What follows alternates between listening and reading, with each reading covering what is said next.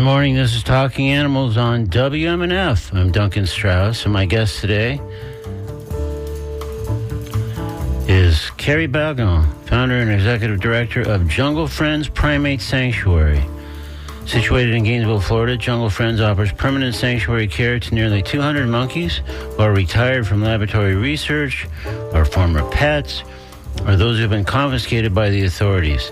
The Jungle Friends residents are primarily so-called New World monkeys, which refers to the 5 families of primates found in Central and South America and parts of Mexico. Examples include spider monkeys, tamarins, capuchins, and squirrel monkeys.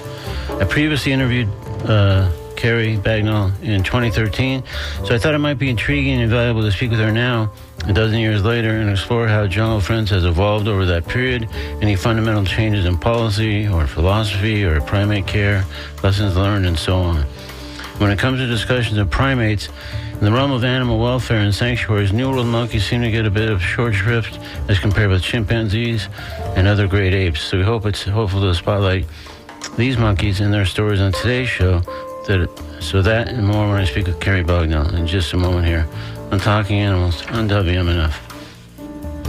A programming note about the show next week, April 16th, I'll be away, but I'm pleased to report the Bev Capshaw will be guest hosting that day. As you surely know, Bev has been a Talking Animals guest host for several years and always does a stellar job, highlighted by fascinating guest interviews. So look forward to having Bev hosting Talking Animals next Wednesday, April 16th on WMNF. Coming up later in today's program, I look forward to playing an extended piece in the Comedy Corner, this one by David Spade, obviously animal-related, and we may hear an animal song as well, time permitting, here on Talking Animals on WMNF. Right now, though, let's discuss monkeys, their stories, their sanctuary, with the woman who created that sanctuary, Kari Bagnall, with a reminder that I invite you to join the conversation by calling 813-239-9663, emailing dj@wmnf.org, or texting 813-433-0885. Let's welcome Kari Bagnall back to Talking Animals on WMNF. Good morning, Kari. Good morning. It's been a while. It has been a while, so we have some catching up to do. We sure do. And I look forward to that. And as I say, I thought it might be kind of useful and illuminating to explore a dozen years later how Jungle Friends may have evolved or changed some fundamental policy or philosophy or primate care. But I also don't want to, cut short some of the sanctuary's basic history and mission and, fundamental information like that for listeners just now being introduced to Jungle Friends. So with that in mind, maybe let's start at the beginning. Tell me about the first monkey that entered your life and how that animal truly changed your life. Okay, well, in a nutshell, I had an ex-boyfriend who wanted a monkey. I'd never heard of a pet monkey before. This was like 30 years ago. And he found a breeder and said, we've got to go see, let's just go look at the monkeys. I said, okay. So we went, and here comes a tiny little white-faced capuchin riding on the back of a standard poodle. I mean, the most adorable thing you've ever seen in your life. Yeah. And I said to the breeder, how old is that monkey? And he said she was born on December 18th. She's 4 months old. And the ex-boyfriend said, it's an omen. That's my birthday. So there was no getting out of it. And now with what's happened the last 30 years, I guess maybe it was an omen. I don't know. Anyway, so he got the monkey. I was an interior designer at the time, decorating his new home. As she undecorated it, the novelty wore off. He wanted to get rid of the monkey. I got rid of the boyfriend, kept the monkey, and that's kind of where it started. So that was kind of the genesis of what became Jungle Friends then?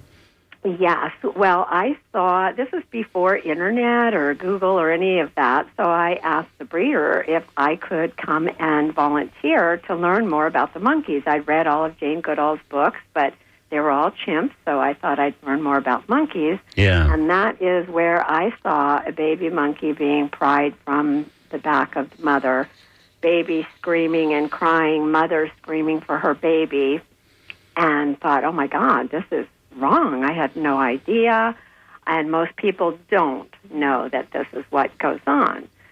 So if people knew how they got a baby monkey, I don't think any compassionate person would steal a baby from their mother. That we know that is the wrong thing to do.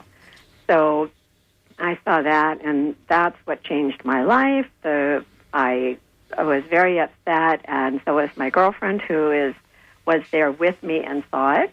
She's now my vice president. Well, she's been my vice president at Jungle Friends for 30 years. And I said, "What are you doing?" He said, "Well, this is my father's business. I'm going to be auctioning them all off at an animal auction." Mm-hmm. And, of course, I hit the roof. Now I've met all these monkeys. I know them personally. How much do you want? Here's my charge card. I bought them all and then didn't know what to do. I had nowhere to put them. I had to go over there and take care of them and feed them, and ended up buying an acre. I was living in Las Vegas at the time, ended up buying an acre there. And, of course, all kinds of animals were dropped off, from lions and tigers and binturong, oh my. Mm. So I realized that the climate was not, it was just not, it's not a great climate for humans. It's so hot and so dry in the summer, and then so cold in the winter. It even snowed there once in a while, just, not much, but yeah, occasionally, yeah. Right, so we decided we had to move. So I found a great place in Costa Rica, waterfalls, streams running through the property, and the Costa Rican government would not let me bring them there. Tried Panama, they wouldn't let me bring them there. Thought, well, St. Croix, the island of St. Croix is beautiful. 3-month quarantine. I don't know that too many monkeys would even survive a 3-month quarantine. Mm. So that's how we ended up in Gainesville. It's tropical. It's right by the University of Florida Vet School. And that's where we get a lot of our volunteers. And so here we are today, and we moved here in 1999. And how many monkeys were we talking about when you bought them all because they were going up for auction? There were probably a dozen. Mm. Yeah, I should have looked back at that, my records. And then, of course, in those days, I'd never heard of a sanctuary. I didn't know what that was. There were shelters.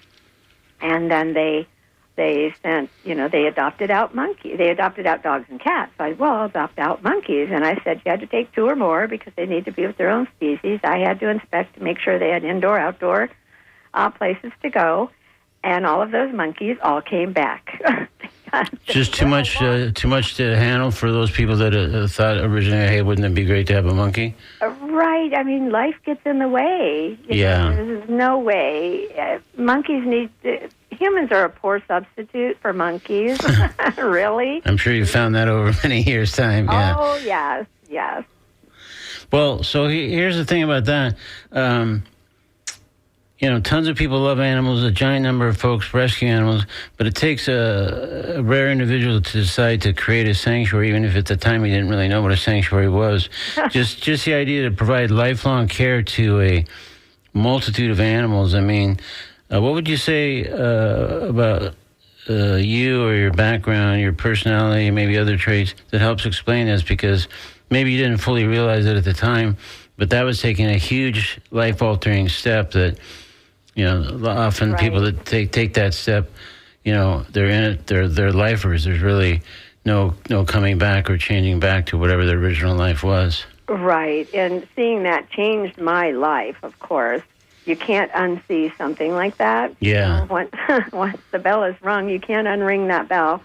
And, of course, I had no idea what I was getting into. So I thought that what I would do would have 30 monkeys. It was my limit, 30 monkeys, and I would have an intern program to teach other people how to, because a lot of people wanted monkeys.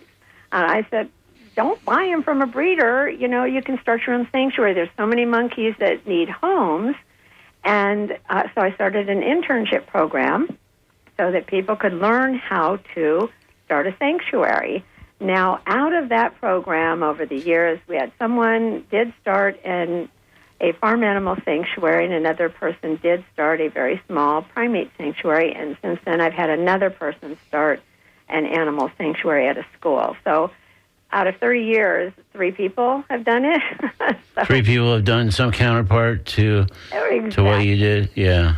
So, I mean, when you're here doing an internship program and you're seeing what it takes, I mean, it's not only caring for the monkeys, it's how do you get the money coming in. There are no government grants or anything like that. You've got to raise the money on your own. And in the olden days, it was go to the library and look up the microfiche and find grants. And then, calling everyone you knew and writing letters. There was no internet. It was difficult.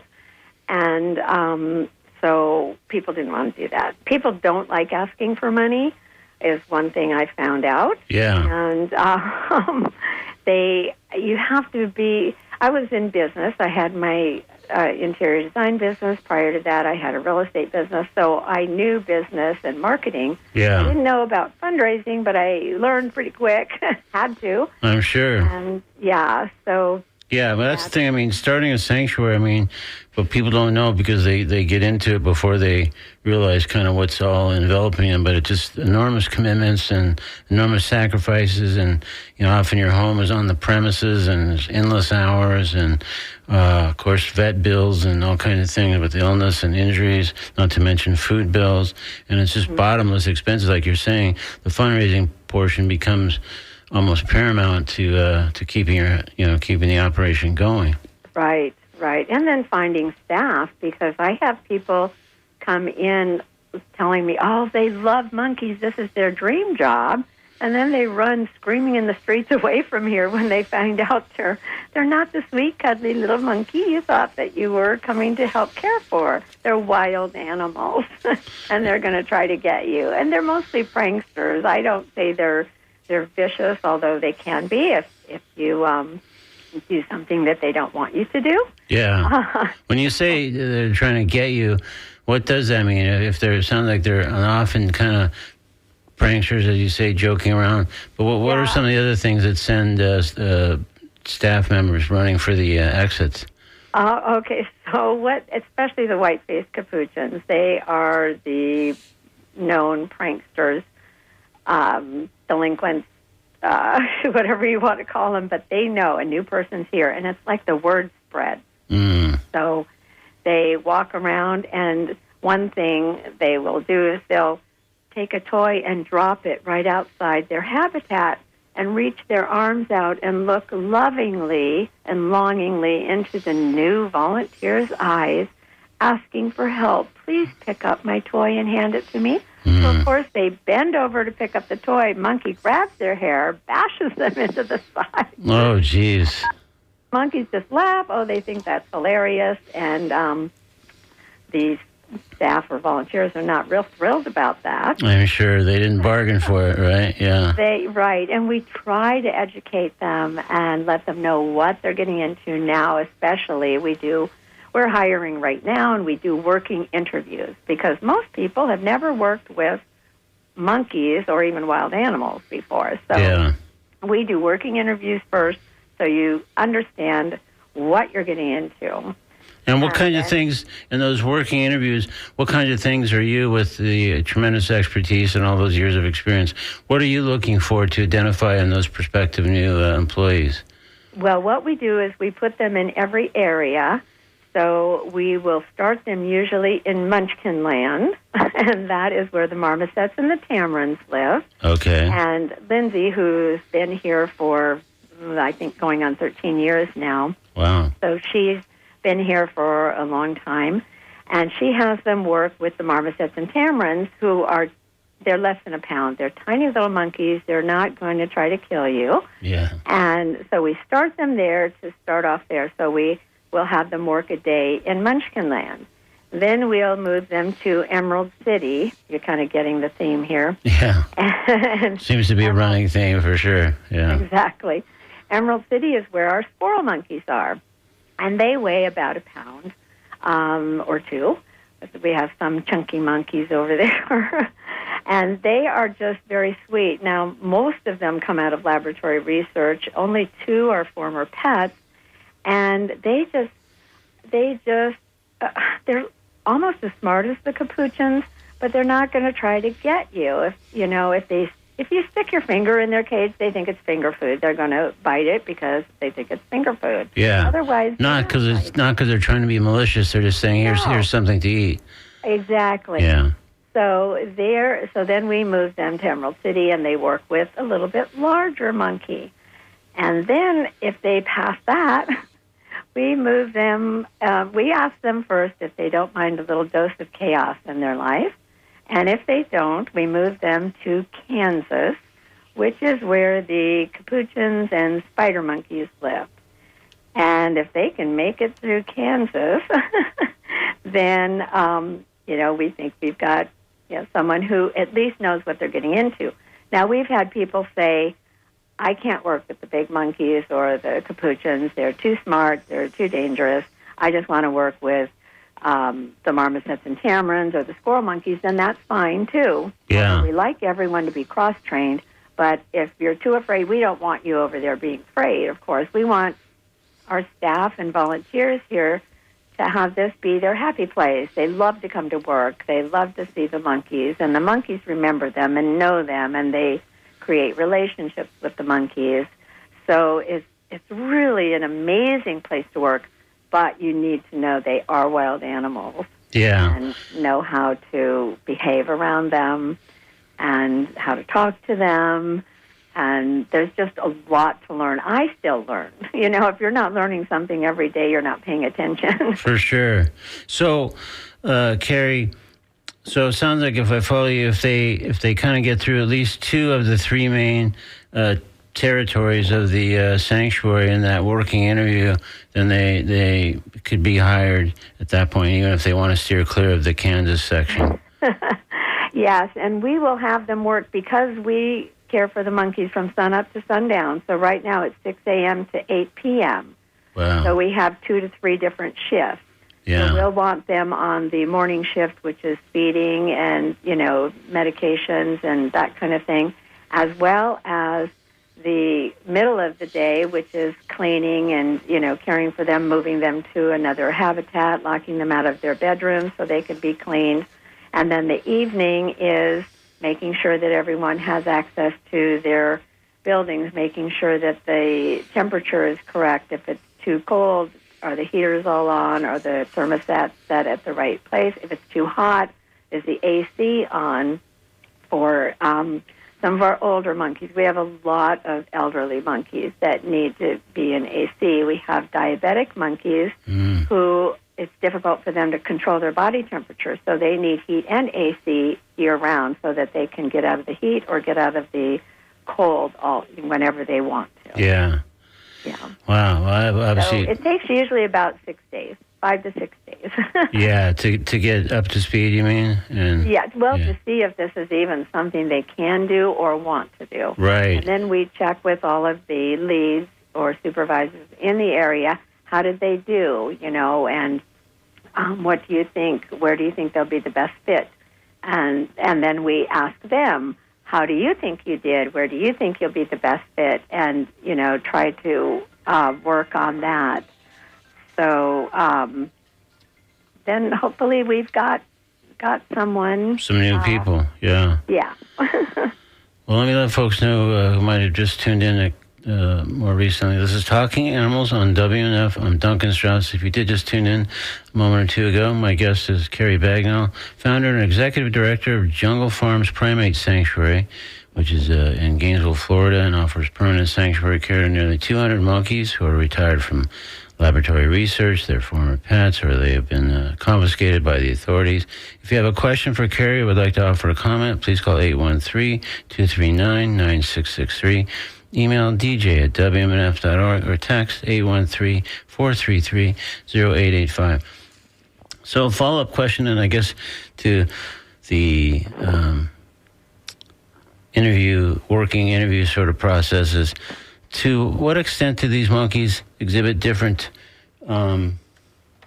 behaviors, maybe even dangerous behaviors in some cases, based on what brought them to the sanctuary? Like, is a monkey who was used in lab research different in terms of fundamental behaviors or some behaviors from one who'd been a pet? Yes, and I also wanted to say if any of the listeners out there want to apply for a job, you can email me at applicant@junglefriends.org, and we'll walk you through the steps. Okay, great. And anyway, with the monkeys, they're more like humans. So some humans can go through horrible experiences and come out fine, stronger. Others can go through the same experience and come out a disaster. Yeah. So we have had monkeys come out of the iron toxicity studies. We had a lot of the monkeys come from there, and it was a horrible studies that they did and things that they had them do, not just the iron toxicity, but they'd rent them out for other studies. And we had, when they first arrived, they were singularly housed at the lab, so they weren't used to other monkeys. They could see them in a reflection from the room, but they were mostly caught in the wild as adolescents. So they came very fearful. So we could only have one person go over there and care for them, feed them, clean them, do everything that they needed to do. And, for months, that's what we did, because when two people approached, they would freak out because it reminds them of their lab situation. Right. When they saw two people coming, they knew something was going to happen that was probably not great. Yeah. So they took us a long time, and some literally took years before they trusted us. Others took days. So it really depends on the monkey, their personality. And what they were doing before they got to the sanctuary, it sounds like. Exactly. Now, the squirrel monkeys, as a whole, they just don't seem to have too many problems with humans. And we've had them in cocaine studies. Let's see, cocaine studies, malaria, ecstasy, nicotine addiction studies, lots of different studies, and they just seem to make it through okay. Now, some more than others, of course. Some are very shy and don't quite trust you. But as far as being scared to death, like the ones that came out of the capuchins, it's a totally different. So I don't know if it's really the species or or what exactly. Interesting. Yeah. And the ones who are in behavioral research, we have some that came in from University of Georgia, and they were in behavioral research, which was kind of seeing if monkeys knew the value of things. They were still kept inside, locked in cages, but they had companions that they were with, which is so important.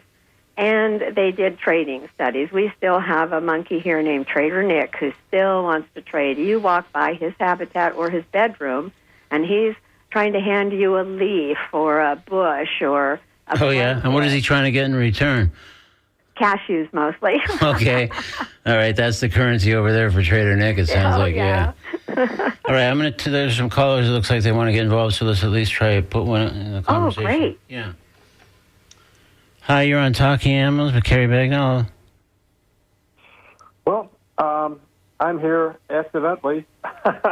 Oh, okay, so you're not calling about the show? Well, not immediately, but I would like to say that I do love the show, and I enjoyed listening to the part that I could. I couldn't listen to the other part because I'm trying to stream it online, and maybe there's a problem with that. But anyway, go ahead. I love your show, man. I listen to it whenever I get the chance. Thank you. Okay, well, I appreciate the kind words. Thank you very much. All right, hi, let's take another call. Hi, you're on Talking Animals with Kari Bagnall. Is this me? Yes, this is you. You're on the air. Oh, I thought I was the last person. I'm babbling away, duh. Okay, sorry. No, it's your turn. Okay, no sweat. Listen, my name is Wendy, and I'm calling for two specific things. I didn't catch the entirety of your show, but I did hear her put out an email. I never really got where this organization is, and I've spent a lot of time. I used to work at the Baton Rouge Zoo eons ago. I'm old now. And monkeys were my area. Oh, wow. Well, this is you.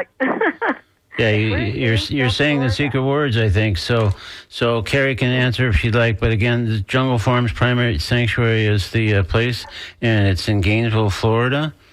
Jungle I Friends. was afraid it would be like way too far Jungle away. Friends. Sorry, I don't know why I said That's okay. I'm from Jupiter Farms. I think that's how that happened. Yeah, and if I'm ever up that way, I'd love to stop in, and if I go in the other room, I could get a pencil so I could write down her email address and get that information.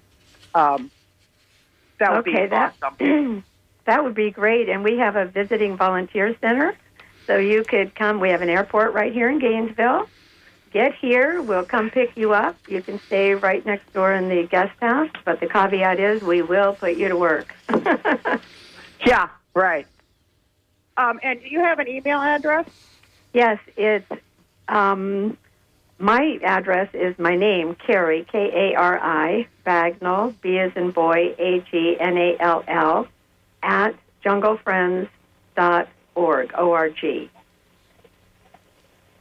I've got to write everything down. You know how it is. Or just go to it, info. and I will look you up, and hopefully someday I'll get to stop in and see you. Okay, go to the website, junglefriends.org. You can. I will do that. And me thank you very Perfect. much for that info. All right, thanks so much for your call. You bet. Bye-bye. Thank you. All right, let's take another call while we're at it, and then maybe we'll get back to some of my questions. Hi, you're on Talking Animals with Kari Bagnall. Hi, I just want to say I've been so moved by your story, Kari. I am just astonished that in 30 years of mentorship, you only got 3 people who took you up on starting their own sanctuaries. I've called to this program before. I'm a relatively new listener to WNMF. But I used to live in Gainesville for 3 years. Right. I never heard about you guys, and I used to go to the U.S. vet school all the time. I never saw anything about you. I'm so sorry that happened. But I am definitely interested in starting a sanctuary at this point. I do have a full-time regular job, but this has been my dream, and I think I shared this a couple weeks ago when Duncan was on with another person who started an animal organization. I'm almost moved to tears by the stories of the animals, and at one point I thought research had stopped on these animals, but only apparently the apes. It hasn't. Only chimps. Yeah. Only chimps. Is it only chimps? Yep. Okay.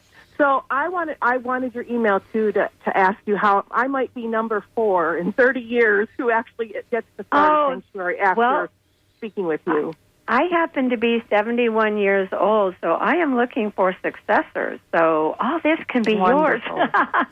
Wonderful. Well, my name is Connie, and I will send you an email today. And I also just made a donation to junglefriends.org. So thank you. Oh, that's great, Connie. Thank you so much. And Connie, really quickly, where were you thinking of your sanctuary being located? You're not going to believe this. Gainesville, Florida. Oh, wow. And what kind of animals did you have in mind before you called today? I actually have been thinking of domestic dogs, primarily cats, cats in particular. But, you just never know where the calling is going to come from. So I'm just really interested in talking to Kari privately. Thank you. Okay, great. Well, thank you so much for your call. Thank you, Connie. Bye-bye. Bye. Wow, that's great. Interesting run of calls there. That's great. Yes. So back to kind of what you need to sort of factor in when caring for these animals and sort of what shapes their behavior. Is there anything a counterpart to, like, chimps famously grow like frightfully strong and dangerous as they reach adulthood, and there's no real safe, good way to have direct access to them. So are there any counterparts to that within the monkeys that are cared for at Jungle Friends? Well, what we do is we have a safe way to care for them. We feed them and care for them. We move them through runways to other habitats so we can clean when they're not in their habitat or in their bedrooms. We have drop-down chutes where we can catch them to take them to the vet. So we have a lot of safe capture protocols in place so that people aren't harmed. And, our biggest... I wanted to also mention real quick is our biggest fundraiser of the year for Alachua County is happening on the 24th. It's called The Amazing Give. And we're looking mostly for veterinary care because our veterinary costs are over $2,000 a month. I'm sure. Jeez. And medications and things like that. We have, like I said, an aging population, so we've got some old guys, and they live a long time. We just had the oldest on record squirrel monkey, who is in cocaine studies, die at 30 years old. Killed. Oh, my goodness, wow. And that's a record for squirrel monkeys. So he lived a long time. We've had a capuchin live to be 53 years old, which is almost unheard of. We have a lot of monkeys and capuchins in their 40s. And right now we had a 28-year-old cotton-top tamarin. She lived to be 28, which is unheard of. The labs will tell you they live to be about 17 years old, 14 to 17. Wow. They live a lot longer here than at the labs, of course. I'm sure. Yeah. So, yeah. Wow. So tell us a little bit more about the Amazing Give, just so in case people can't attend, but maybe if they want to, participate and help donate online or elsewhere. You just go to theamazinggive.org, and then you search for Jungle Friends, and we've got different giving levels from, monkey beds, one hammock and one blanket, and, they're nuts. They love nuts, all kinds of nuts. They do bashing to open them up. And then, so how much to feed a spider monkey for a week, medications for a month are $267, and veterinary care for a month is $2205, or choose your own amount. And it's got a video about our story, a 7-minute mini documentary, and a lot of different fundraisers on there that our staff and volunteers have got up, and volunteer opportunities. So there's a lot on that, and we really want to do well. Right now, in the shape the world is in right now, people are afraid to donate, and I understand. Yeah, it's complicated, right, for sure. Very complicated. Did you say the 24th? Like, is that when the Amazing Give ends, or is that kind of the key date for giving, or what is the 24th? That is the day for giving. Now, you can go ahead and give before then, but they've also got special promotions that you'll see on the website, and we'll be putting out the special promotions, like the person who gives this amount of money within this time frame, then the sanctuary wins a prize, and it's usually a money prize. So there's going to be a lot of different promotions and prizes to win, too. So it's something we do every year. We've been doing it for about 8 years, and it's really an amazing program, and I hope everyone can go and visit that, and our website, of course, junglefriends.org, and help us. Yeah, for sure. Yeah, anything you can do, that's what we found when we're doing fundraising, is you don't want people to feel like if they can only give a modest amount, like they shouldn't bother, because it's those modest amounts, when you start to string those together, that become significant amounts. So any amount you can, donate through the Amazing Give would be, I'm sure, great and greatly appreciated, and help monkeys. And speaking of those monkeys, what accounts for the monkey population growing to nearly, I think, 200? That's probably about almost double the count when we spoke last in 2013. Is it just that they're just constant need for placing them, and you're it's mostly that they've been coming out of laboratory research. First, it was just pets, and pets come one at a time or two at a time. With research, we'll get 57 squirrel monkeys arrived at one time. 65 cotton-top tamarins arrived at one time.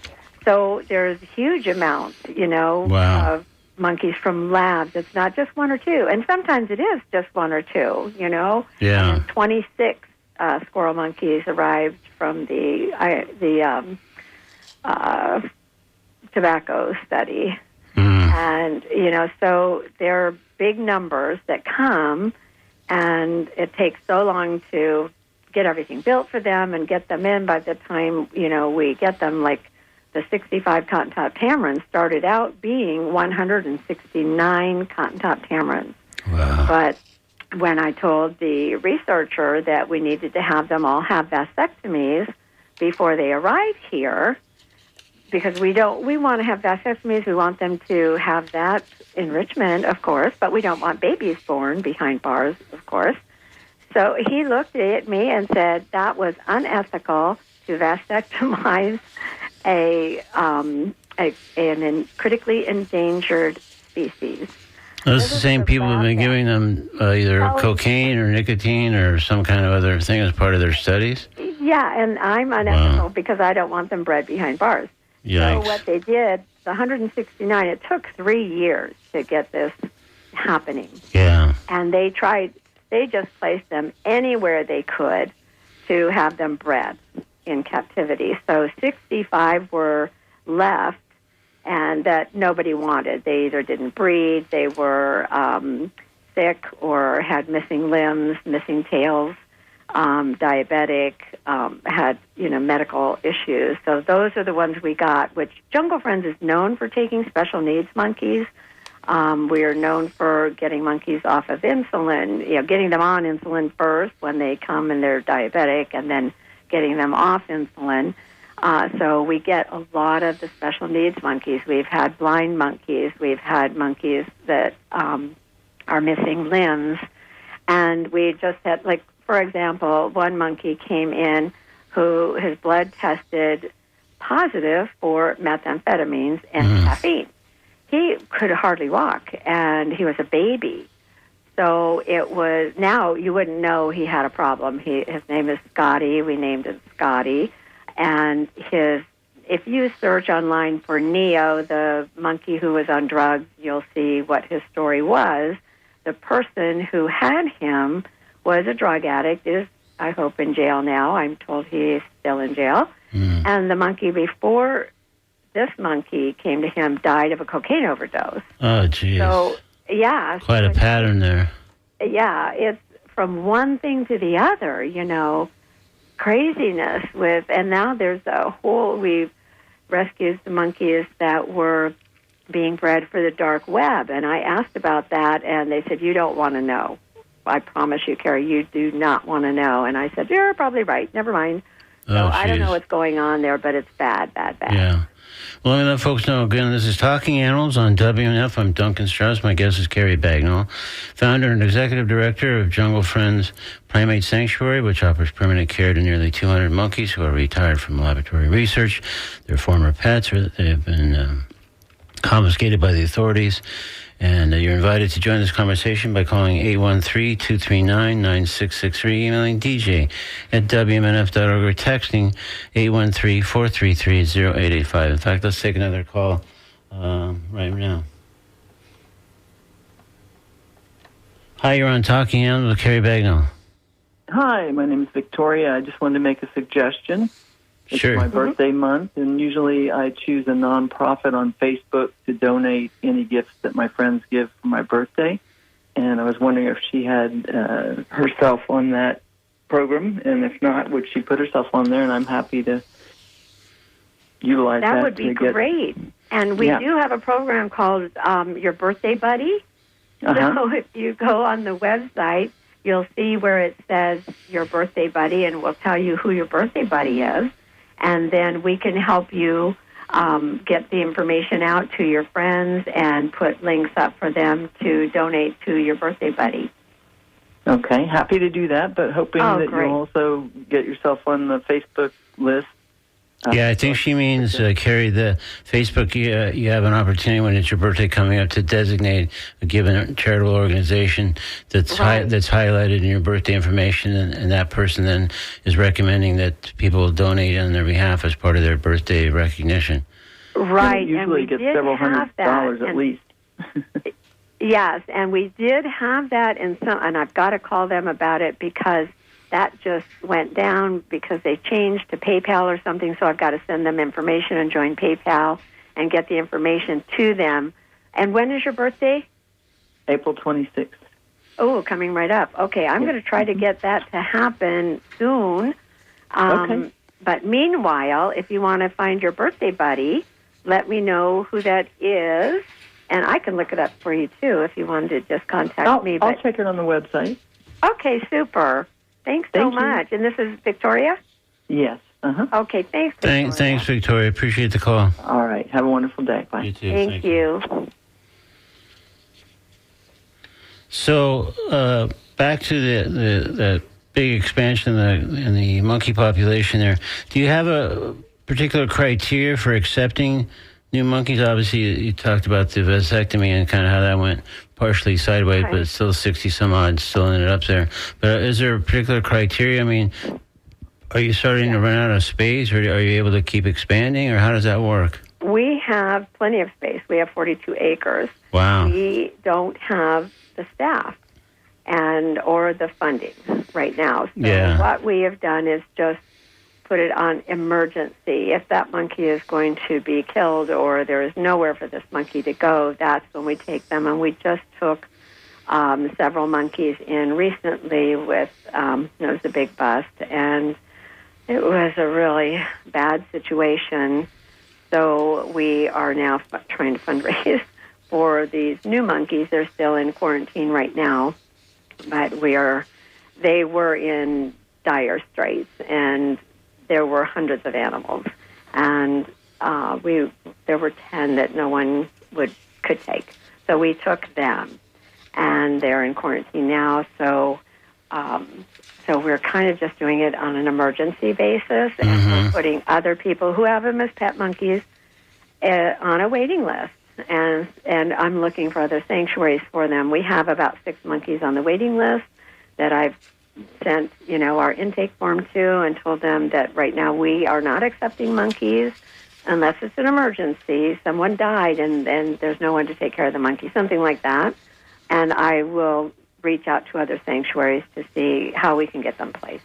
Yeah. So really, it sounds like that's a huge parcel of land. So that's not, and probably won't be for a while, the issue. But it sounds like the staff and especially the funding to accommodate additional monkeys is the obstacle at the moment. Exactly. Yeah. So all the more reason then to hopefully try to go to junglefriends.org and donate or participate in the amazing give. Yes, I'm real excited about Connie. I think she's the one who's going to start a sanctuary in Gainesville. I'm going to try to get her hooked on monkeys. Yeah, no, that's it almost seemed too perfect of a match to not at least explore further, for sure. Exactly. Yeah. So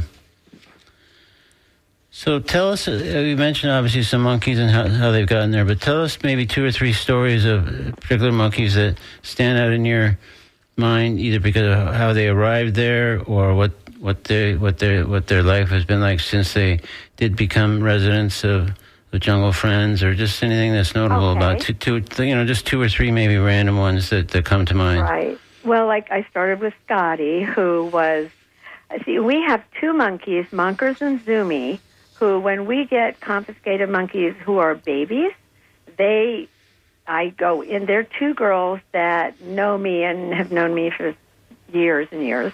Yeah. I can actually go in with them with a baby, and they will take care of the baby.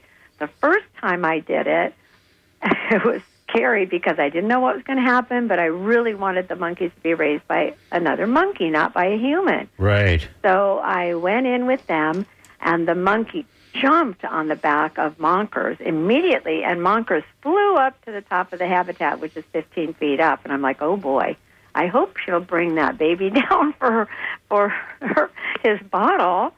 So what happened was Monkers and Zumi cared for that baby, played with the baby, groomed the baby, even let the monkey nurse, although they weren't lactating, of course.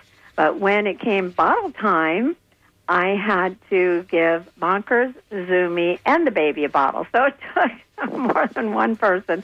Everybody got a bottle so that they'd bring the baby down for the bottle. But it was so amazing. And it started out where Monkers raised Zumi.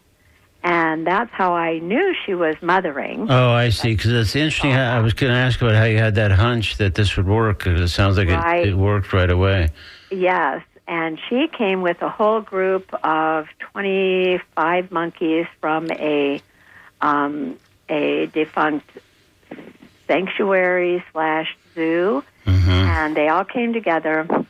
And they were beating each other up. And so we had separated them into smaller groups, but we found that she was taking care of this baby.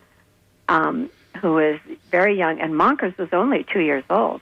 And then there was a mother with a baby, and they separated them when they were catching them and accidentally put the baby with 2 other female monkeys who they thought one was the mother, but neither were. So we didn't know who the mother was, so we gave that baby to Monkers and Zumi, and they took care of that baby first. So then I knew, but I didn't know what she would do with another species. So the next monkey was a white-faced capuchin, and she's a brown capuchin. So that's how that happened. And they've raised probably 5 babies so far. Wow. They just raised another one, and his name is Baby Charlie, and he's 5 years old now. He's just been introduced to a female white-faced capuchin, and they're doing great because the white-faced capuchins eventually need to go with other white-faced capuchins because the brown capuchins are so different from them. They have different gestures, different vocalizations. They act totally differently. I've tried to house them together in the early days, and it just didn't work out too well. Yeah. So I started trying to get them with like species or more of the same. Yeah, I was going to ask if Monkers and Zumi, like if there was certain species that you had to kind of generally stay within for their maternal and nursing, et cetera, They care. will take care of any baby. They Oh, wow. love babies. That's great. Yeah. That's But then when fantastic. they grow up, they've got to go with their own kind. Yeah. So it has to be kind of short term, but at least that helps get those babies raised in the meantime. Right, at 5 years. You know, Yeah. he was Oh, that's great. them for 5 years, and so it's just been amazing, and how caring they are, and they're just such sweet to take care of any baby that comes in. Now Scotty, I did go in with him, but because he was such a mess, he couldn't cling at all. He tried to climb on her back but would slide down. She kept offering her back. Both of them did. Come on, hop on. But his legs didn't work. So we had to pass him around. We did not want him to bond to one human. So we had set up a Scotty sitting routine where someone was with him round the clock, but we changed like every 4 hours. Someone stayed overnight with him, and then the next person was a different person. So and that was a great time for all the staff and volunteers. They loved taking care of baby Scotty, of course. Yeah. But we didn't want him to bond to one person. And then when he was well enough, we took him outside, and the people took turns being in the habitat with him, making sure he could climb. And then he was introduced to Kuda, who was 32 years old at the time, and she was about the same size as he was. Now he's twice the size as she. And she was dwarfed because of poor feeding. She was a pet, and she has metabolic bone disease, so she's shaped like a C. Oh. And then we had another monkey come in who we named Harriet Houdini because she came to us. She still had a harness on her. She was skin and bones. Animal control said, she had escaped from someone. We don't know who. Then she escaped from animal control a couple times. They gave her to another sanctuary, escaped from that sanctuary, and then finally brought her here. And she's still here, hasn't escaped yet. But she's also with Scotty and Kuda. So there's a nice little trio. There's mom, and there's like sister / maybe girlfriend all together. And That's Scotty's great. doing amazing. Great. Well, Kari, we've just about, I think, reached the end of our time, but it's been fascinating to hear your story and these monkey stories. Well, we'll have to do this again sometime for a sequel. But we've been speaking with Kari Bagnall, again, founder and executive director of Jungle Friends Primate Sanctuary, and the website is junglefriends.org. So if you want to find out more or meet some of the monkeys or toss a few dollars away, and of course, along those lines, there's the Amazing Give on April 24th to help support specific measures over there. So, Kari, thank you so much for joining us on Talking Animals and all your great work on behalf of all these great monkeys. Thank you so much, Duncan, for having me on again. For sure, we'll do it. So long next time. No, we'll do it much sooner next time. Okay, great. Thank you. Okay, thank you. Take care. Bye-bye. Bye-bye. Right now, we're going to step into the comedy corner with an extended piece by David Spade, taken from his late, great Comedy Central show, Lights Out. Here's a piece called Evicting a Bird from David Spade in today's Comedy Corner on Talking Animals on WMNF. Okay, guys, I had a bit of a situation today. I had a bird fly into my house unannounced. I was home just relaxing, had my door open, and I'm too chintzy for air conditioning or heat. There's been some belt tightening, and AC is the first to go. So while I'm relaxing, sometimes birds fly in my house, and at first I was scared because I didn't know what was going on. I thought it was a burglar. At first, I thought it was a birdglar. It's not the best part, I hope. But because they don't know. They don't know what's going on. They don't do it on purpose, I don't think. I know you think, oh, you're famous, they want to come in and hang out. But I don't think that's it. I think it's randomly, it's open. But he's flying all over, and it's hard to keep track of him because my house is so big, And I'm only adding that because it helps the story. So he sees the windows, and they're huge because it's a mansion, as discussed. So it's all a window, and then the ocean. So if you can tell he wants to fly to the ocean, but he doesn't know about the window. So, and I see this coming, I'm like, whoa, no, bird, don't do wind. And, of course, tweet, good douche. And then, but he was alive, okay? He goes in the wind, it's hard to watch. And he's a little bird, and I know he's a sparrow, and they're a dime a dozen, but I care because it's an animal, and I love animals. And then he was rocked. Obviously, he got up and he was like, like, oh shit, dude.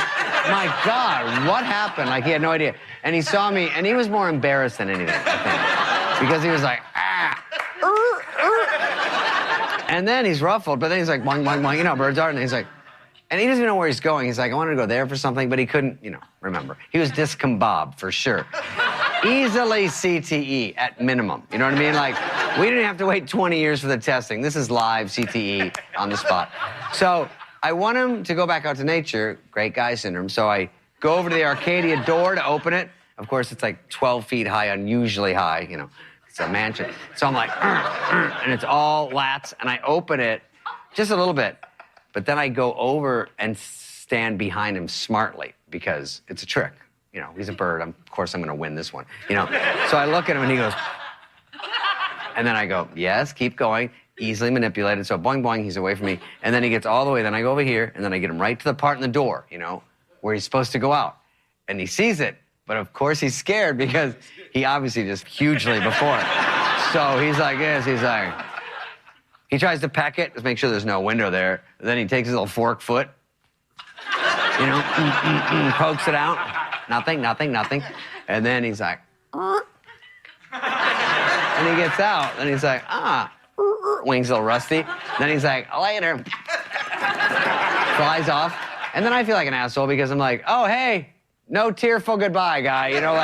I saved your life. I guess this is it for us, Hero's a strong word, but whatever. Cool, dude. Have fun in Century City. Could be living a life in BH, but yeah, whatever. So I guess I'm an empty nester now. All right. That was David Spade in today's Comedy Corner with a piece called Evicting a Bird, taken from his great and greatly missed Comedy Central show, Lights Out. Coming up on WNF, it's The Conversation, the great show hosted by Mario Nunez and Joaquin Carter. After that, it's The Scoop, WNF's brief newscap. Then we shift back to music programming with Jim Bannon holding forth from 1 to 3, followed by Nancy Z hosting the Wednesday Traffic Jam from 3 to 6, at which point our terrific Wednesday night block of Latin music kicks in. So just a reminder that next week, Bev Capshaw will be hosting the show. I'll be gone, but I'll be back the following week, the 23rd. But don't miss Bev. She's terrific, of course, and always does a great job, great interviews. So that's next week, the 16th, on Talking Animals on WNF Tampa. See you then.